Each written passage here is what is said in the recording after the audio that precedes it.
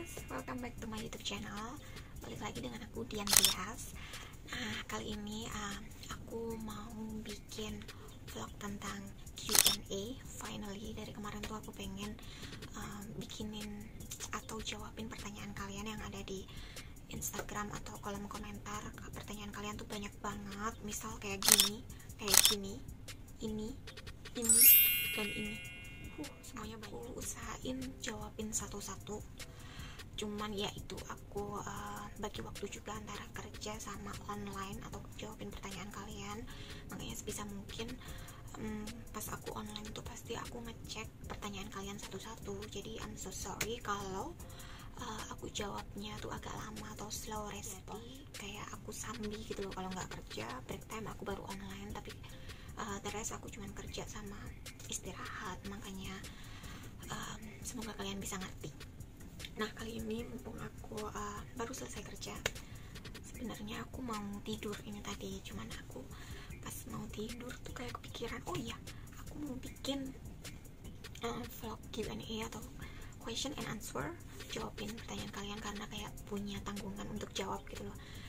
Sebenarnya udah tak jawab beberapa di kolom komentar, cuman lebih baik aku pengen jawab secara sedikit lebih details karena kadang ada pertanyaan kalian yang belum aku bahas di vlog aku sebelumnya. Makanya vlog kali ini aku random aja pilih komentar yang mungkin paling lama kalian nanya ke vlog aku, dan sekarang aku buka-buka lagi dan aku nemu banyak banget pertanyaan. Oke, buat teman-teman nih yang penasaran gimana sih pertanyaan apa aja yang ada di kolom komentar, atau mungkin salah satu pertanyaan kalian aku jawab di vlog kali ini, jadi kalian harus tonton videonya sampai habis. Oke, so keep on watching and enjoy the video guys.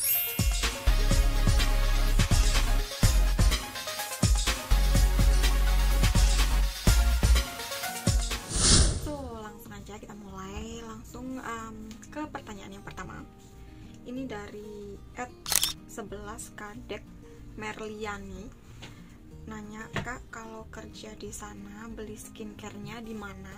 Wah, cewek banget ini. So, pertanyaan pertama, nanya tentang skincare. Aku tuh biasanya, karena aku tuh nggak ribet ya orangnya, maksudnya kalau tentang skincare muka tuh aku pribadi aku cuman bawa kayak pelembab sama serum muka gitu aja, karena kan aku seringnya layar di daerah dingin atau Eropa, katakan Eropa, jadi kayak muka aku tuh seringnya kering, bukan jerawatan atau apa, kering aja, jadi aku kayak butuh pelembab gitu. Terus biasanya aku menyiasati aku bawanya kayak untuk satu kontrak aku prepare-nya, karena aku tuh males repot. Sebenarnya di sini ada, kalian bisa nyari. Kalau kalian pakai brand internasional, di sini tuh semua supermarket lengkap. Kalau kalian mau beli apa-apa tuh sebenarnya mudah. Cuman seperti yang kita tahu, kali ini itu beda. Maksudnya tahun 2001 semenjak ada pandemi COVID-19, kita kru pelaut kita tuh dibatasin banget untuk boleh shore leave atau keluar dari kapal. Jadi gini, kalau dulu itu kalau break time kita boleh keluar bebas asal nggak IPM atau import mining, which is kayak apa ya, IPM tuh kayak kita tuh harus stay di kapal, kayak piket, jadwal piket untuk jagain kapal atau standby aja, karena nggak setiap hari kita boleh keluar, jadi ada urutannya, ada jadwalnya, kalian boleh keluar enggak.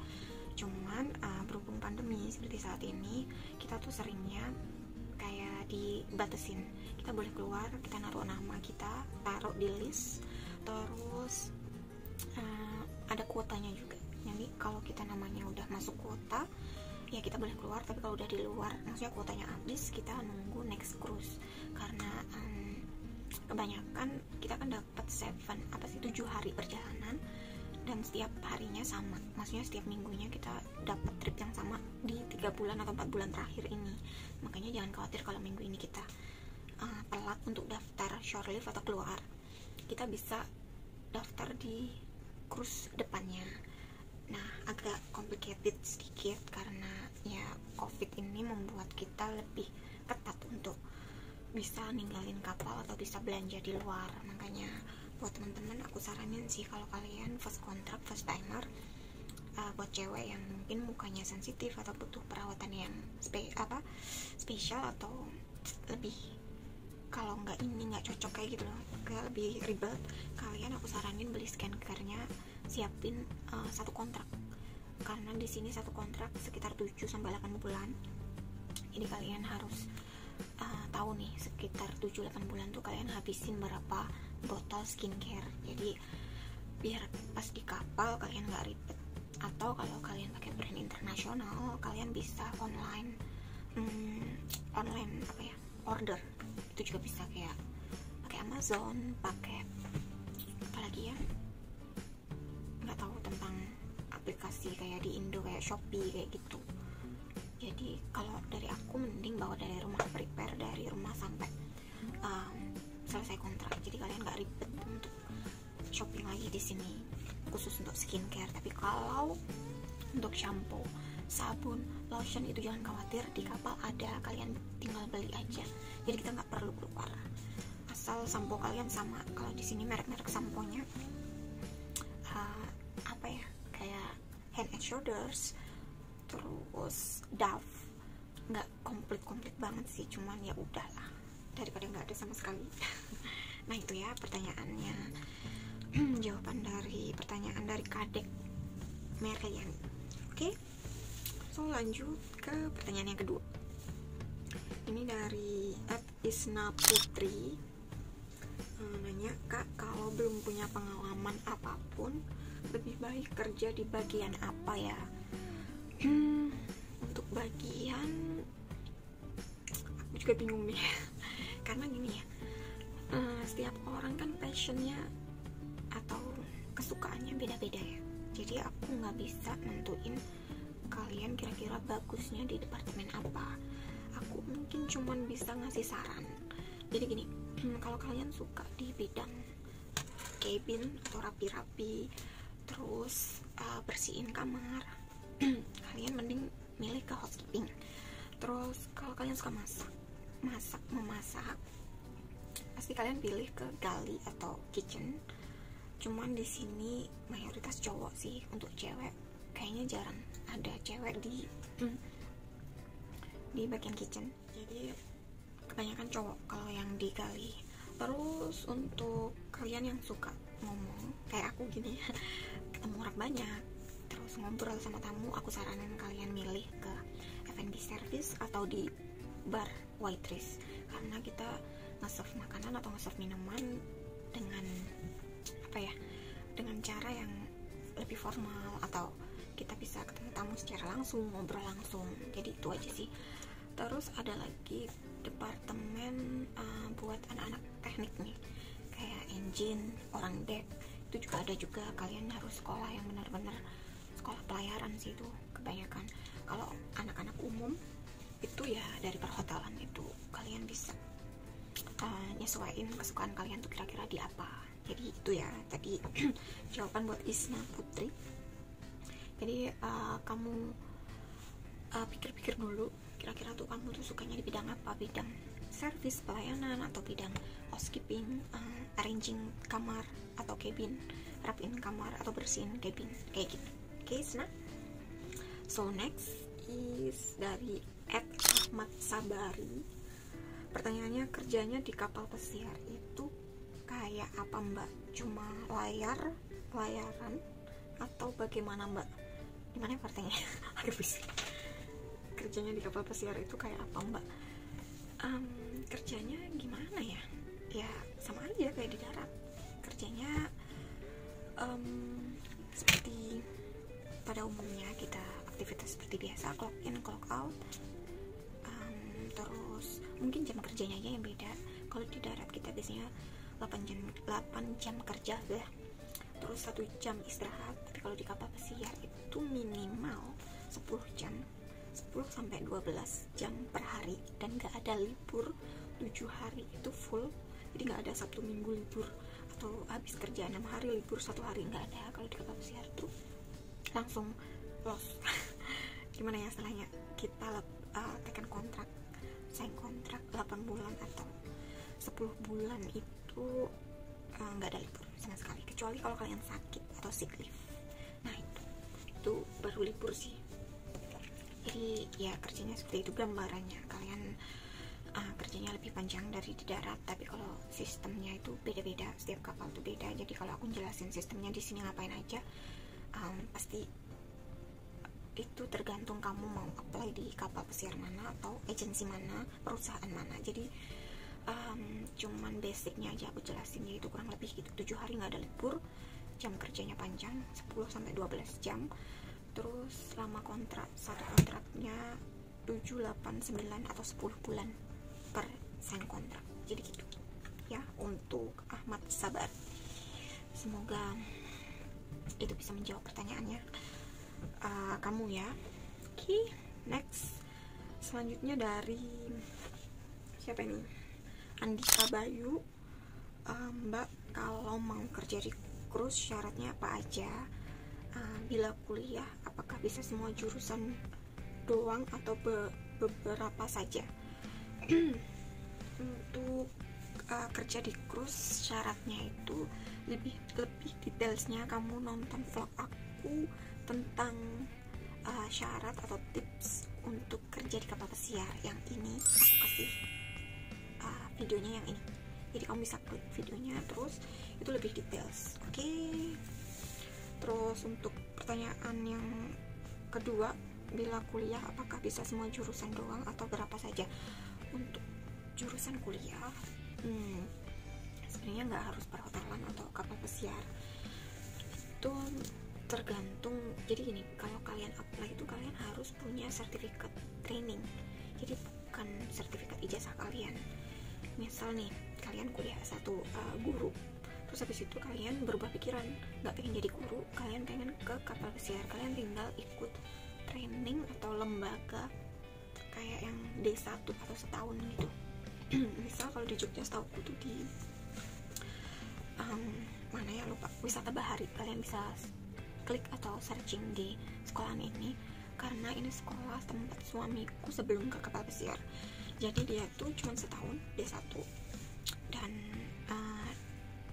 banyak prakteknya, jadi 6 bulan langsung training di hotel, terus selebihnya kayak teori plus kelas. Jadi kayak kalian ijazah, sertifikat magang, dapat sertifikat dari sekolah, lembaga istilahnya untuk join ke kapal dapat gitu. Jadi kalian masuk ke komunitas dimana info tentang kapal pesiar lebih lengkapnya di sekolah, semacam itu sih kalau aku saranin. Jadi nggak perlu sekolah yang formal atau katakan ambil D3 atau S1-an. Menurut aku sih kalau kalian niatnya mau ke kapal pesiar dan mau ke jurusan perhotelan, kalian mending ambil ke sekolahan yang semacam itu, lebih cepat, lebih hemat, dan apa ya, mempersingkat waktu aja gitu.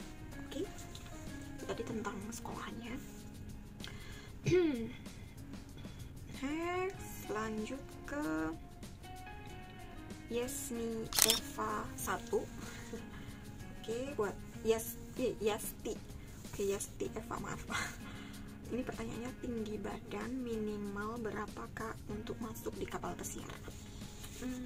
Untuk tinggi badan itu buat cewek berapa ya? Agak lupa, sekitar 155. Nggak harus tinggi-tinggi banget sih, 155 kayaknya minimal. Karena aku sendiri juga kurang tinggi, aku tuh tingginya cuma 156.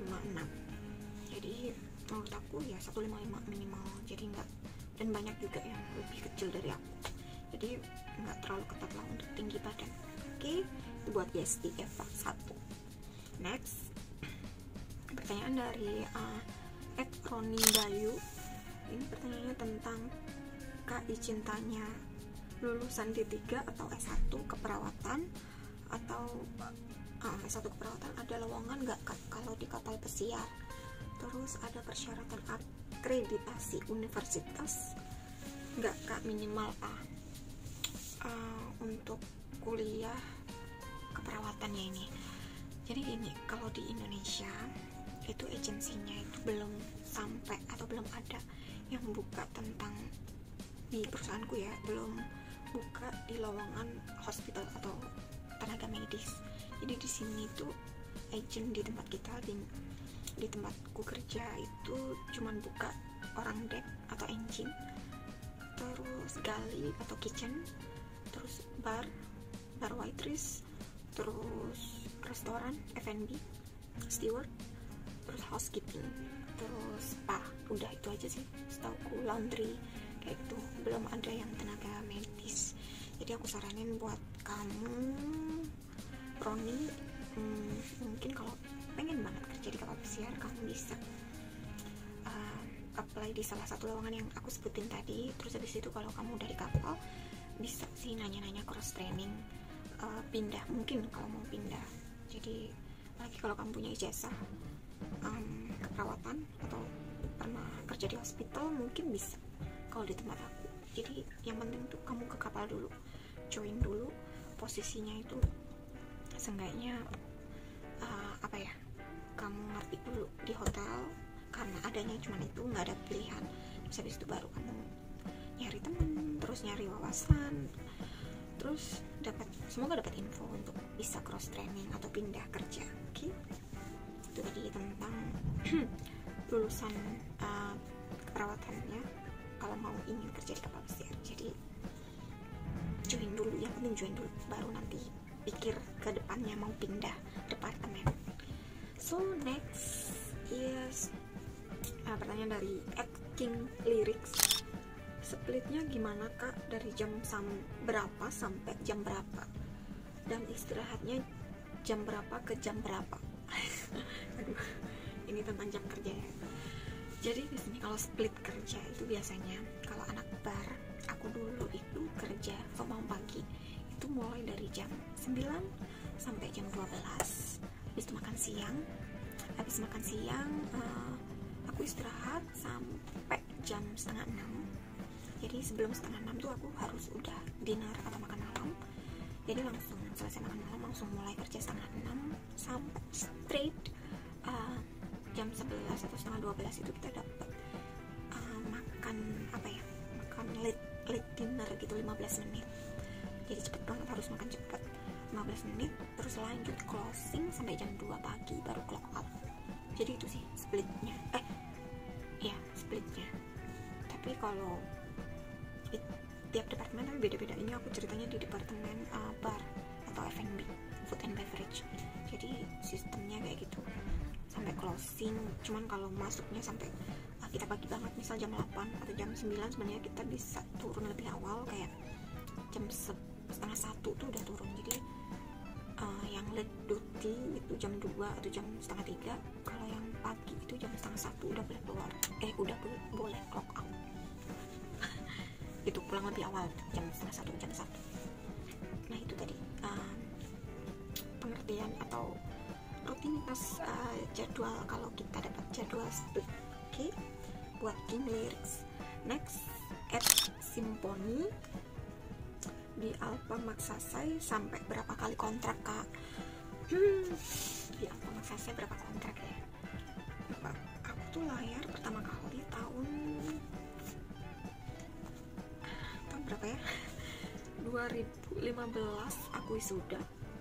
2016 awal kayaknya, Januari atau Februari itu aku udah join, seingatku. Aku udah gak lupa kan, udah lama. Jadi sekitar kita hitung dari 16 ya, 16, 17, 18, 19, 21, 2021, 5 tahun sih, udah 5 tahun. 5 tahun berarti 5 kontrak, iya sekitar itu. Lumayan lama. Nah itu tadi buat Simponi. Terus next is at Lian Zendrato. Salam kak, batas umur melamar ke kapal pesiar berapa ya? Batas umurnya itu berapa ya? Di sini soalnya tuh banyak juga yang udah kayak agak tua gitu. Jadi kalau di perusahaanku maksudnya kayak umur 40 tuh masih ada di sini. Jadi buat kalian nih, kalau batas umur untuk kerja di kapal pesiar tuh kayaknya kalau menurut aku semau kita. Jadi kalau kita mau 10 tahun di company juga boleh, 20 tahun di company juga boleh, atau setahun di company juga boleh. Jadi tergantung kalian mau sampai kapan kerja di kapal pesiar, itu aja sih. Cuman untuk batasan daftar ke kapal itu dari usia 18 tahun ke atas sampai usia 30 kali ya, batas apply atau daftar pertama. Cuman untuk batasan kerja, kalau kalian udah jadi kru atau pelaut, itu terserah kalian bisa pensiun di usia 50 kayaknya boleh masihan di sini, karena memang di sini banyak banget senior yang udah usianya segitu gitu, antara 40 50 tahun. Jadi ya itu tadi jawaban dari Lian Zendrat. Next dari Selina Dewi, ini perusahaan apa kak? Perusahaan nama agensi aku dulu di PT Alpha Maksasai Jakarta. Jadi kamu bisa searching ya, Selina Dewi, PT Alpha Maksasai Jakarta. Itu sih PT ya. Itu banyak banget kapal pesiar. Jadi agensi aku tuh bukan nyalurin ke kapal AIDA aja, karena aku kerja di kapal AIDA. Ada beberapa kapal lain kayak Carnival, terus apa lagi ya, lupa takut salah. Tapi kalian bisa searching dan kalian bisa milih nentuin kapal mana kira-kira yang kamu pengen apply atau kamu daftar. Oke? So next, sampai mana tadi? Ini pertanyaan dari Agus Suryanata. Kak, doain aku ya biar bisa kerja di kapal pesiar. Pasti pasti didoain, semangat. Jadi gini, intinya kalau kalian mau kerja di kapal pesiar, kalian tuh harus beneran niat.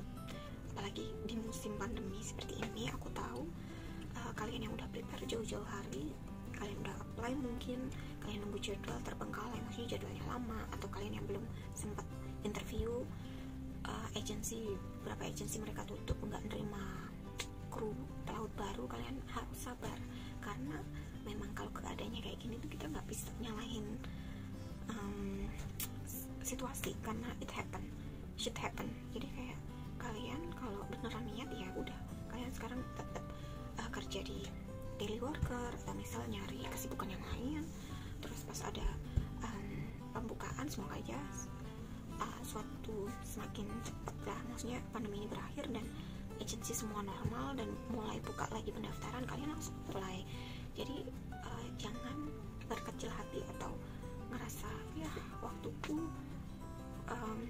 udah prepare semua, waktunya tinggal interview, ternyata di agensi nggak ada buka lowongan baru karena pandemi. Karena nggak cuman kalian aja yang kena efek COVID ini, semua profesi, nggak cuma pelaut aja yang ngerasain dampaknya, semua profesi di darat pun semua banyak pengurangan karyawan, PHK. Jadi kalian nggak sendiri gitu loh ngalamin hal yang mungkin ini bikin kalian sedih atau kecewa. Udah jauh-jauh hari nyiapin semua, udah habis banyak. Cuman ya situasi seperti ini gimana juga, kalau kalian mau daftar, maksain daftar ya kalian harus aktif. Kalian buka website, mungkin ada beberapa website tentang lowongan atau loker ke kapal pesiar. Semoga kalian bisa nemu dan bisa diterima. Oke? Jadi tetap semangat buat teman-teman calon pelaut yang sampai sekarang masih stay positif, kayak positive thinking, suatu saat aku bisa layar. Semangat, pasti kalian bisa, nggak ada yang nggak mungkin. Yang penting tuh niat dan sabar dan telaten. Jadi itu aja sih. Jadi jangan gampang menyerah, karena di situasi seperti ini tuh kalian nggak sendiri, ada temannya. Oke? So itu, jadi pasti aku doain buat teman-teman yang mau ke kapal pesiar, semoga dilancarin dan semoga cepat kembali pulih dan dapat berita atau jadwal secepatnya. Oke, semangat. So next, pertanyaan dari Lucy Paramida. Ini pertanyaan tentang Kak, harus bahasa Inggris bisa ya? Kalau yang masih biasa-biasa aja Inggrisnya gimana? Gimana sih? Maksudnya harus bahasa Inggris gitu ya pertanyaannya. Intinya kalau yang masih biasa-biasa aja. Gini ya, tentang bahasa Inggris itu sebenarnya nggak harus yang profesional atau yang level grammarnya tinggi atau apa sih, TOEFL-nya tinggi. Di sini tuh karena nggak semua kapal pesiar itu butuhin skill bahasa Inggris yang bagus. Cuman gini, kayak perusahaan aku ini di kapal pesiar Aida ini kapal milik orang Jerman, dari negara Jerman. Jadi mayoritas hampir 90% tamunya itu orang Jerman, dan orang Jerman itu mayoritas yang old people, yang orang-orang tua, kakek nenek itu kurang bisa ngomong bahasa Inggris. Jadi untuk aku yang bahasa Inggris biasa aja itu juga tetap nggak bisa komunikasi sama tamu, karena kita harus ngomong seenggaknya bahasa Jerman gitu loh. Jadi itu tergantung company. Jadi modal kalian tuh nggak cuma bahasa Inggris aja. Kalau kalian joinnya kayak aku di kapal Jerman, kalian harus punya dua bahasa Jerman sama bahasa Inggris. Jadi aku saranin sebelum kalian apply di kapal, kalian harus pastiin ini kapal dari mana, dari perusahaan apa, dari kapal dari negara mana gitu. Jadi kalian jangan monoton untuk belajar bahasa Inggris aja. Jadi kalian pastiin dulu kalian apply di mana, terus kalian belajar basicnya aja, nggak harus yang profesional. Cuma gini, sebenarnya kalian ngerti kalau diajak ngomong atau instruksi kayak dari atasan biasanya nyuruh apa, kalian harus ngerti. Kalau nggak bisa juga kalian bisa nanya, karena mereka semuanya pasti bisa jelasin, maksudnya mau jawab gitu loh. Jadi tenang aja kalau kalian masih bingung, ya wajar, karena memang kita terbiasa pakai bahasa Indonesia atau bahasa lokal di rumah gitu. Jadi untuk kalian yang bahasa Inggrisnya level biasa gitu, jangan minder atau berkecil hati, karena kalian bakalan bisa lebih praktek di kapal, lebih gampang belajarnya gitu. Oke? Asal kalian bisa lulus interview sama mungkin tes Marlin, kalau kalian ada tes Marlin. Itu aja sih. Jadi untuk level atau bahasa Inggris yang aku saranin, ya nggak apa-apa kalau kalian levelnya biasa-biasa aja, yang penting ngerti gitu. Oke? So itu tadi pertanyaan dari Lutsi Parameda. Oke, Lutsi. So next pertanyaan dari Edmisra Lase. Hai kak, mohon info agent untuk bisa kerja di kapal pesiar. Tadi udah aku sebutin agensi, salah satu agensi aku yaitu di PT Alpha Maksasai Jakarta, atau kamu bisa browsing di agensi lain seperti